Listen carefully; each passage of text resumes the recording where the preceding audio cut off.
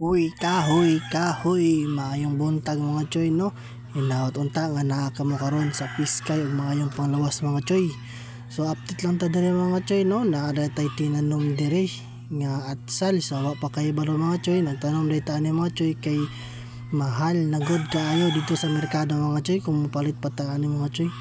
Pero kani mga choy, konsumo lang ni diri sa atong panimalay mga choy. So kanin siya naka-harvest na tani kausa pero una niyang harvest na mga choy gamay lang gyud kaayo atong nakuha no. Pero karon mga choy 2 days from now mga choy hinaot unta nga daghan-daghan atong ma-harvest mga choy para makahatag puta sa atong kasilinganan mga choy. So ang ilalom dayon mga choy sa akong pagtanom mga choy na dinhi sa mga hugaw sa mga candy mga choy ako isulod sa sako, hugaw pud sa mga manok ako ra itingob mga choy. O usa na ko na siya ipaimuhan og yuta para dili kayo halang ang pagbutang sa tanom mga choy. So kung na siya resulta karon bukad kaayo mga choy. So organic ni siya mga choy, wa ni siya ihalong chemical mga choy. So perte kay ni siya mga choy kay gamay ra kay ni ang ato lang gina-spray ani katulong sa pawala sa mga maligas mga choy.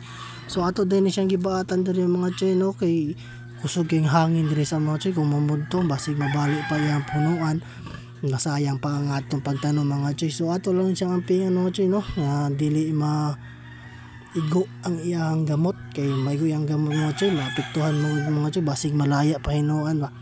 So dire mga choy i-update lang tamo mga 2 days from now mga choy kung unsa kadaghan ang atong makuha gikan sa atong mga tinanom mga choy. So sa likod po na nato mga choy wala na ko napakita sa atong video na po day kuan kaning loy mga choy na mga choy dako kay itong mga choy akong tinanom sa sako sa itong mga choy punpuhon mga choy pag harvest atong mga choy ako to ipakita kaninyo mga choy. So encourage lang nako mga choy no na magatanom lang ta mga choy bahala gamay mga choy magatanom lang ta para konsumo lang mga choy kay masigi tagpalit mahal magud kaayo mga choy. So mga choy no, so update lang ta mga choy puhon 2 days from now mag-harvest ta para ato ipakita kaninyo kung unsa kadagan atong makuha mga choy. So kani mga choy tapad lang din sa atong koral sa baboy mga choy no para kung mag-ano ta sa atong baboy maapilsad nato siya og bubo.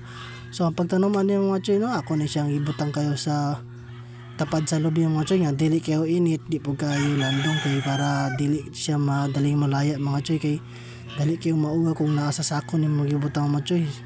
Mura po na siya yung mga side effect ako na mga choy no diferensya no kayong asako dali kayo malaya mala ang tubig mga choy kay init kayo ang panahon. So hinaton ta mga choy nga magatanom na ta nani mga choy no o dago kay mga bunga ni siya mga choy. Kung unsa nyo makita sa merkado mausa din yung mga makita diri sa atong bunga sa pagtanom mga choy. So dili na to na siya paaboton og mahinog mga choy kay magulang mo kayo yung punuan. So at pagdagko-dagko na mga choy atong kuhaon para ato na sa dong ikonsumo. So daghang salamat mga choy no hinaot unta nga